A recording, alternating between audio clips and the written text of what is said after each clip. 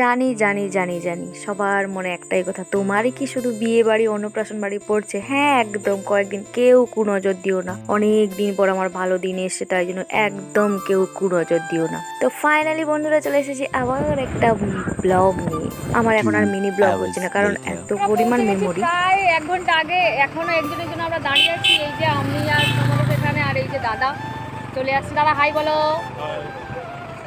কাশ আমি এই কন্টেন্টগুলো আগে বানাতে পারতাম, তাহলে যার সাথে দেখা করতে যাচ্ছি এবং যার ছেলের অন্নপ্রাশনে যাচ্ছি তাকেও আমি দেখাতে পারতাম আমরা কত মজা করতাম। কিন্তু আমি খুব লেটে, না না না আমার ইউটিউবে আছে কিন্তু ফেসবুকে দেখি, আপলোড করিনি। তো প্রচুর মজা করতাম, সেই স্মৃতিগুলো এখন সব অতীত হয়ে গেছে। তাই জন্য আজকে আর একবার, হয়তো সেভাবে হবে না, যতটা পারা যায় আর 2000 years later.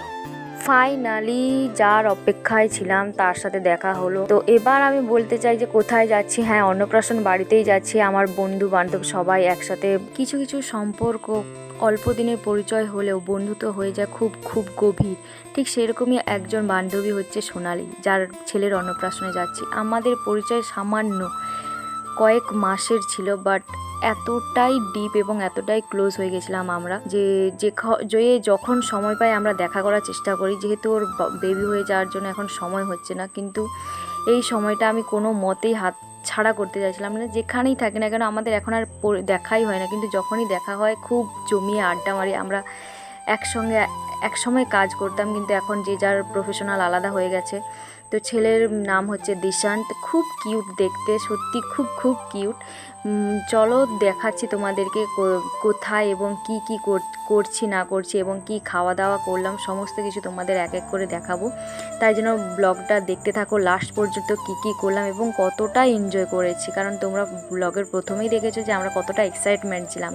হ্যাঁ, 1 বছর পর আমাদের সবার দেখা হচ্ছে, কারণ ওর বেবি হওয়ার জন্য আমরা কেউ দেখা করতে পারিনি, একদম অন্নপ্রাশনেই দেখা হচ্ছে। তাই জন্য এক্সাইটমেন্ট আলাদাই ছিল, যেহেতু ওখানে অনেকজন, ভিড়ভাট্টা থাকার কারণে সেভাবে দেখাতে পারছিলাম না। বাট ছবি আমি অলরেডি আপলোড করে দিয়েছি। এই হচ্ছে সন্ধ্যাদি, আমার ইউটিউব চ্যানেল আছে, সেখানে গিয়ে দেখতে পারো আমরা কতটা পরিমাণ মজা করতাম। সমস্ত ব্লগ আমি দিয়ে রেখেছি। তো আমরা হালকা টিফিন করে নিয়েছিলাম, খিদেও পাচ্ছিল সকালে, আর যাওয়ার কথা কিন্তু যেতে পারিনি। সামান্য কিছু খেয়েই আমরা লাঞ্চে বসে গেছিলাম।